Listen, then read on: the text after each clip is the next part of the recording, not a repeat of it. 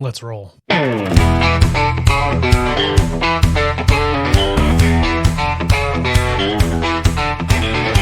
Hello and welcome to the Must Read Alaska Show. Here you get relevant and timely content you won't find anywhere else. You can learn more by going to mustreadalaska.com, and this show can be found on YouTube, Facebook, X, and your favorite podcast site. Let's talk truth about politics, the economy, and all things Alaska. Now, the host of the show, former state legislator, combat veteran, small business owner, and all-around great guy, Ben Carpenter.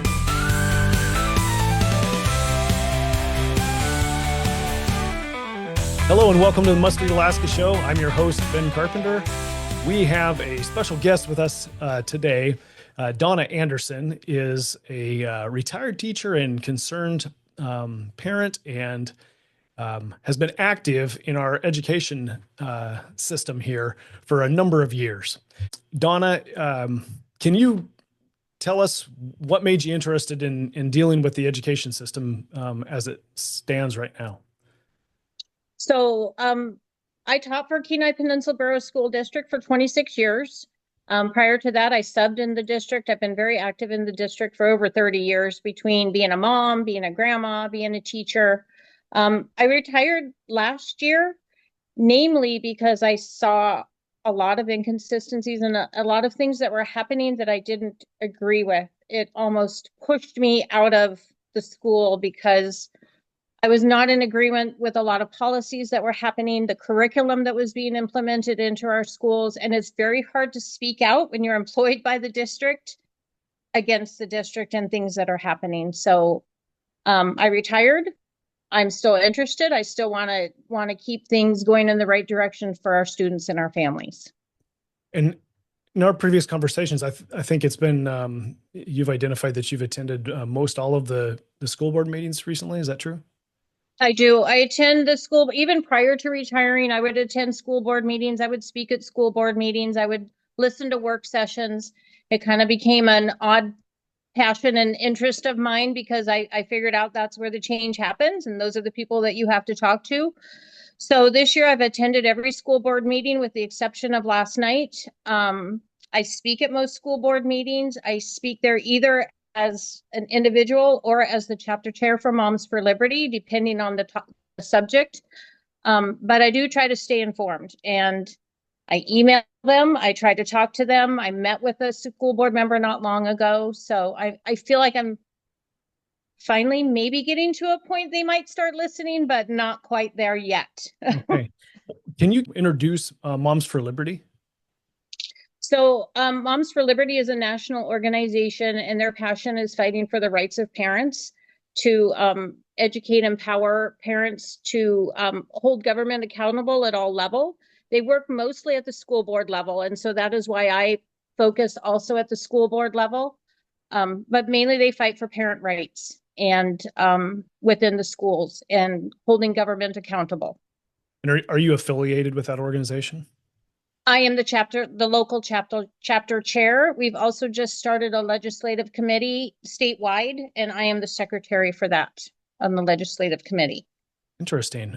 Is this something that other concerned parents and or teachers can get involved with throughout the state of Alaska? Absolutely. There's 4 chapters in Alaska. There's one in Fairbanks, there's one in the Mat-Su, one in Anchorage, and now one on the Kenai Peninsula. And even though the title of it is Moms for Liberty, it's not just for moms. I'm a grandma. There's dads who run chapters. It's for anybody who wants to join the fight in holding our leaders accountable and speaking out for parent rights. So anybody can be part of this. Okay. At the end of the show, we'll give you an opportunity to give your contact info out. In other areas of the state, how do people get involved? If they email me, I can give them all those, or you can also look, National has a website, and that's how I found it. There's a national website, and then within that, there's a map, and it says find your people, and you click on those links, and it joins you to wherever you live to a chapter there. Very good. And you find your people. I like that. Yeah, find your people. What is the national website address? It's just Moms for Liberty.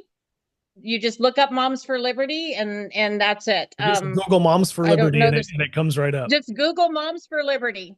Right. Okay.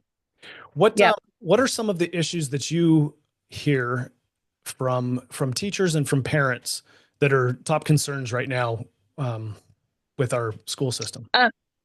Well, teachers, a lot of it is the workload.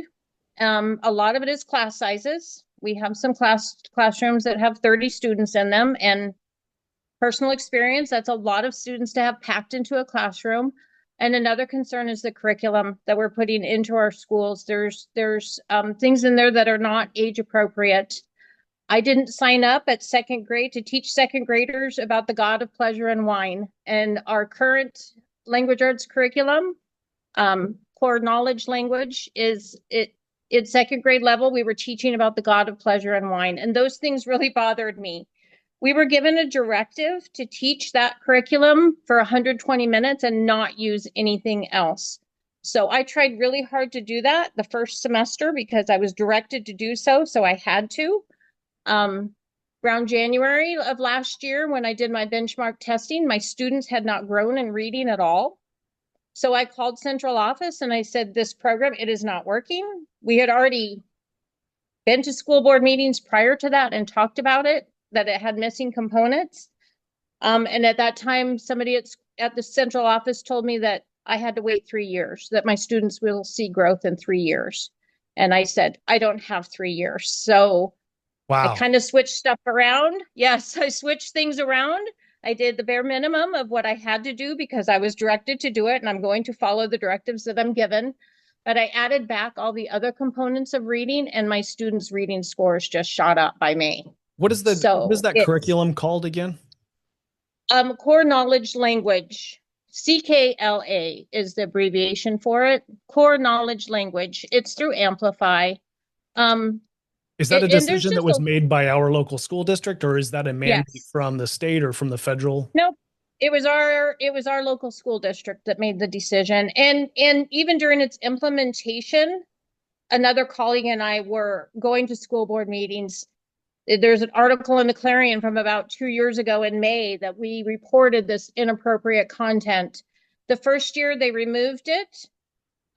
We were supposed to teach world religions at second grade as well. And I said, I'm not comfortable doing that. First of all, I don't know all those components. I'm not comfortable teaching families about world religions. I don't think that's my place. So they removed it the first year. We're supposed to replace it with Alaska Studies. And now my understanding is that that world religion piece has been put back in and not Alaska Studies. Now I lost my train of thought, but that's good because that's the host's responsibility. Now I get to ask another question. Okay. You did just fine. So when you say that the curriculum is picked, is that a administrator or administrative decision within the district, or does the school board get involved, or does the school board give a blessing on that decision? What I saw happen is this process happened really quickly. The Alaska Reads Act came through. We had paid for a curriculum. It was called Fountas and Pinnell about 2 years prior. We spent millions of dollars on this curriculum, and then it was found to be deficient in a lot of areas. We were told to throw that curriculum away, all of it away, or store it. Wasted millions of dollars purchasing a curriculum. So when Alaska Reads Act came through, central office decided we needed a new curriculum since we had to throw the other one away, the millions of dollars we had just spent to throw that one away. Deed recommended 3 different curriculum materials, and then central office forms a committee, and they go through all the curriculum materials. When a curriculum is chosen, and then the curriculum director presented it to the school board. There's no voting. The school board doesn't vote on the curriculum. They see this presentation and they went, oh yeah, that looks good. But they had never seen the curriculum and they approved it, however that might be. And then it was implemented. So Clayton Holland at one point, I do believe, say that he agreed that it was a very rushed process.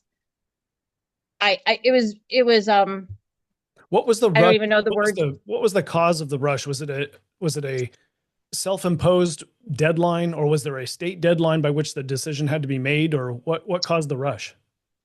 I'm not even sure. There was a grant. There was $1 million.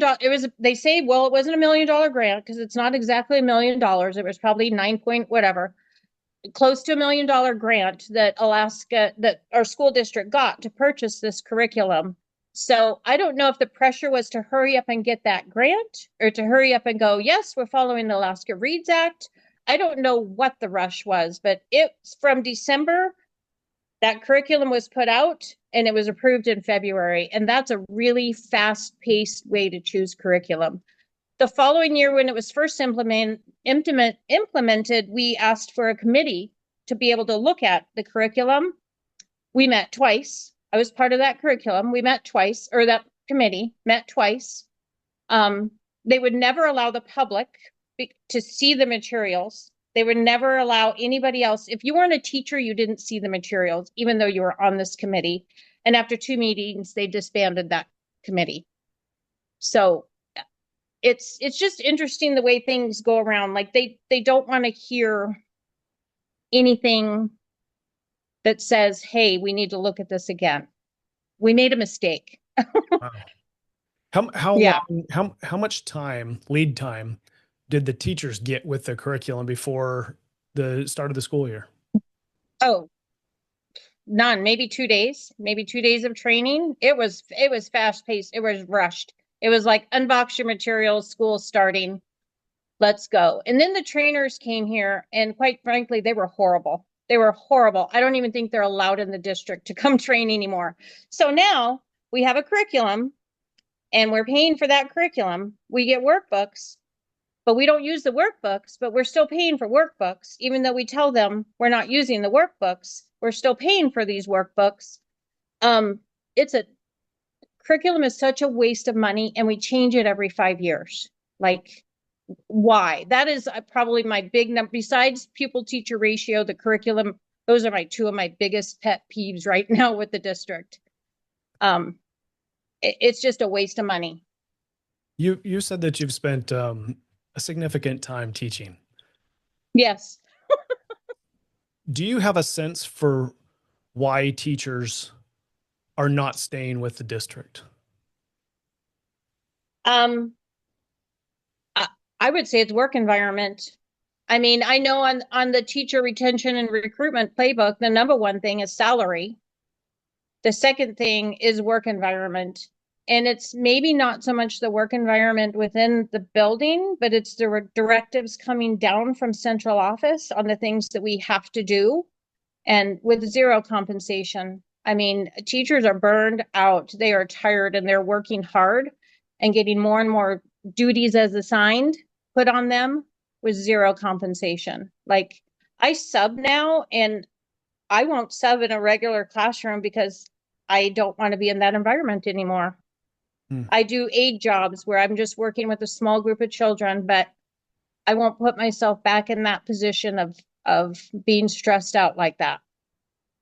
So I think they're leaving because of work environment. When you retired, and you retired recently, Yes. Did the school district conduct an exit interview with you to collect the knowledge that you have, or the feelings that you have? They did not. No. And other districts do that. It's part of the teacher retention and recruitment playbook is to do exit interviews. The Matsu district does an exit interview, whether you're retiring or just leaving. They collect that data, find out why teachers are leaving. Fairbanks North Star Borough does an exit interview. I don't know about Anchorage, but Kenai Peninsula does not do an exit interview. So I feel like we're falling short there. They're missing a lot of valuable information by not conducting that survey. I mean, I've asked the school board to just have an open forum with teachers, and he said he was uninterested in doing that. So who was he? The president of the school board, Zen Kelly. Okay. I asked if he would do an open forum without central office present so that teachers could just speak their mind and let them know how they're feeling. And he said he was uninterested in doing that. Oh, wow. Interesting. So yeah, you retired. Maybe there's a different process for teachers that are leaving before their retirement age or time in service or however that's Yeah. determined for them. Are teachers that quit approached by the district that you know of? I mean, obviously you didn't fit into that category, but do you Right. know of teachers who are leaving prematurely are conducting exit interviews with the borough? Not to my knowledge. We had a teacher leave last year in November, right at Thanksgiving because of the stress level. And I don't think they did an exit interview with her. I haven't heard of anybody who's gotten an exit interview. I mean, to the point KPEA, the union, is asking them to do exit interviews. So I know I'm not the only one that's noticing that they're not doing this. They're not collecting that. It's really important data. Find out why people are leaving. Well, it's actually shocking, Donna, because I was in the legislature for 6 years, and every year during budget season, we would have representatives from our local school district and other districts around the state come and have a conversation about the priorities for those districts. And every single year, I would hear priorities from our school district that said, hey, we've got a recruiting and retention problem, and we need a defined benefits retirement system. That's the number one problem for why Yeah. people are leaving the school district, and we can't keep them in. And Yeah. and what I'm hearing from you is that there's no evidence to back that up. I've got administrators and union leaders that have sat in my office and told me what amounts to probably a bald-faced lie, Yeah. because they don't have the data to back Right. that up. They aren't even actually asking the questions of the teachers who are leaving. They are not. And neither is the union. I had a colleague who tried to get a new business item passed at last NEA delegate assembly, asking that the union survey teachers before they promote anything. And it passed in the committee and then did not pass on the floor. So our central office people don't want to hear, and the union also don't want to hear from teachers. And yet they say they're representing us. But I don't know anybody who left and said, I'm leaving because I don't have a retirement package. I've not had one person ever say that.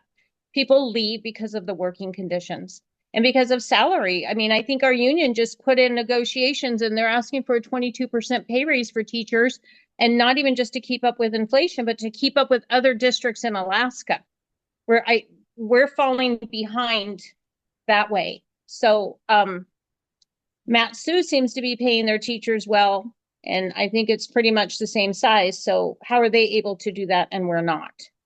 So let me ask a question that is maybe a little harder to answer. And if you've got no reference, then that's fine. Just say you'll have to ask Okay. them. But you've spoken on kind of what your sense is of why teachers have left. Do you have a Yes. sense on why parents have chosen to pull their kids from the classroom? I would say very similar reasons: very large class sizes and the curriculum. It really boils down to those things, and maybe some policy, or maybe they just get upset at something and we can't figure it out. But I think it's the same reasons that teachers are leaving. They're not happy with the curriculum and the class sizes. But nobody's asking. Nobody's asking why students are leaving and going to IDEA or going somewhere else. I had a school board member step into a classroom last year when I was talking about class sizes. He stepped in, he counted the heads in that classroom to make sure, I guess, I was telling the truth. There really are 30 bodies in here. And his response was, wow, that's a lot of money. Not, that's a lot of kids. It was, that's a lot of money. I mean, if the district wants more money, if they think they need more funding, then we need to retain students. That's how our revenue goes up, by retaining students. That's a very good observation. That is the school district's revenue stream. Yes, that from is a the revenue financing stream. perspective. Clayton Holland said we don't have a revenue stream, and yes, we do. Our students are our revenue stream, so we need to keep them. Yeah, in a competitive environment where parents have a choice. Yes. You most Well, I definitely look at do. charter schools that are doing so well. We're number one in the nation. They have control over their curriculum. They have control over their pupil teacher ratios. They have control of, parents are involved. I mean, when I was most successful as a teacher, it's when I included the parents. You have to include the parents in all of these decisions that you're making. I mean, I've had some very difficult students that turned around because I included the parents. And I think we're leaving them out in some ways. Let me ask another hard question, and this is focused on families, parents, and involvement. Um, if you had a class of 30, just hypothetically speaking here, based on your experience, if there was a class of 30, how many parents out of that 30 were disengaged and you didn't have any hope of being able to reach them? Oh, probably 5 or 6. I mean, I developed pretty good relationships with my families, but probably like if they weren't coming to conferences, those kind of things, like if I never saw them throughout the whole school year, they never answered a seesaw message or any of those things. I'd say probably a third of the class, but that's also equivalent to what I saw rise in foster care in my classroom through the last 30 years of education. When I first started teaching, I would have 1 or 2 students in foster care. And near the end, consistently, I would have a third of my class had either been in foster care or were actively in foster care. So there's just some holes that need to be filled. And my last few years of teaching became a lot of what felt like parenting and not teaching. And I didn't feel it was my place to parent. It was my job to teach. Yeah, that speaks to a much deeper problem Yes. than what the Yes. school district can actually deal with. It. No answers there for Yes. curriculum choice, right? Yeah. Pardon me? I said there's no answers there with whatever curriculum you pick. Yeah. I mean, right. Right. I mean, but there are schools. There's a school in Steubenville, that whole district out in Steubenville, very low income, single moms. Those kids are reading because they do things right. They do small groups of tutoring. They have pre-K, early elementary education. They do one-on-one tutoring. So without money, they do all those things without more money. They're doing things right. Yeah. I can send you a link to that study, but it's really interesting. It's not the money, it's what we're doing and the policies and the things that we're doing in the building that are going to help these kids be successful. Well, I can tell you that my time in the legislature also, I heard many times that, hey, you know what, we can't really duplicate what's happening in charter schools because, not all parents care. And many parents are disengaged. And I know I'm just talking with you and just based on your personal experience. If you've got a classroom of 30 and 5 or 6 of those families fall into the category of disengaged, that's not even close to a majority of the kids in that classroom. And I mean, this is just anecdotal, right? Right. Your personal experience. I don't know whether this is the same for every school system in the state or every school, every teacher relationship and how they run their classroom. A lot of variables there, but yes, it gives me hope. And my gut intuition tells me that the majority of parents out there care. They do. They care. They do. And there's a handful of people in each instance who are needing more. They're needing more attention or more. They didn't have the correct upbringing when they were kids or whatever. I mean, it's a cyclical thing, and it's a disease in our culture, so to speak. But yes, when a teacher wants to engage with parents, in your experience, the majority of parents were there to engage. Is that a true statement?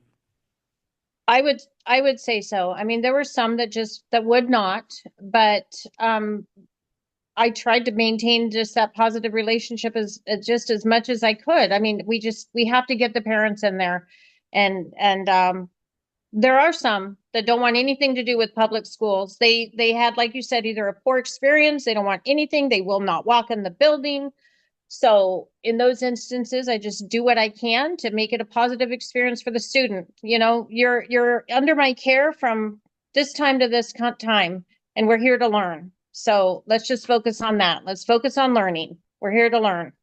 So I can't change the trajectory for every child, but I tried to change the ones that I could.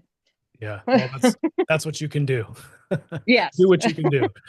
Yes. Well, I think we're approaching the wrap up of our time here. I appreciate Okay. you coming on the show and expressing what you're dealing with here with Moms for Yeah. Liberty and pursuing solutions at the local level for improving the quality of education.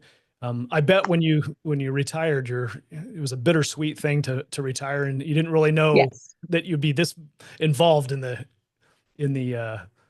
education system afterwards.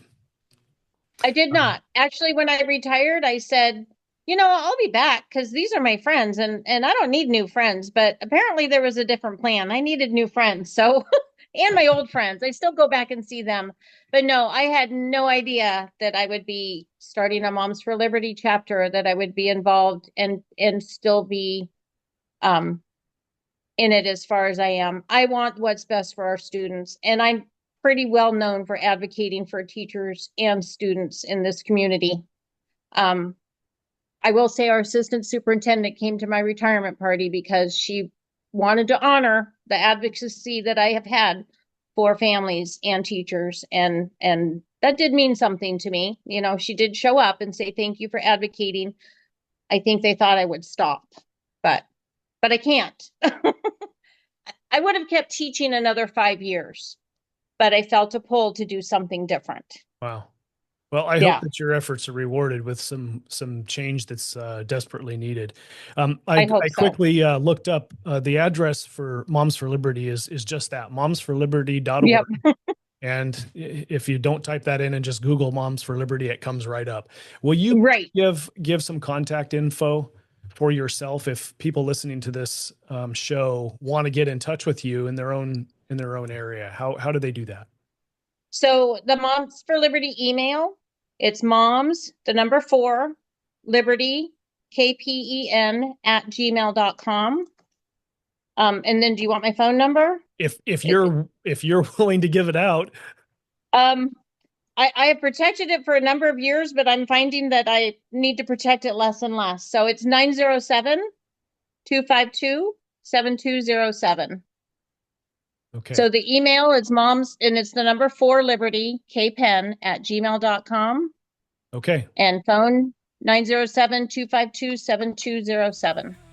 Thank you, Donna. And okay, for those around the state listening and hearing this, and this resonates with you, here is an avenue for connecting with other parents and teachers who are looking for grassroots change in our schooling system to improve the quality of our education. And it isn't, as we're finding out, just a funding problem. It is also a management problem. It's a policy problem, and local engagement is necessary. So if you've listened to the show and you like what you heard, you want to help with keeping the lights on, please go to mustreadalaska.com and click on the donate link. I'm Ben Carpenter for the Must Read Alaska show, signing off. Stay frosty out there.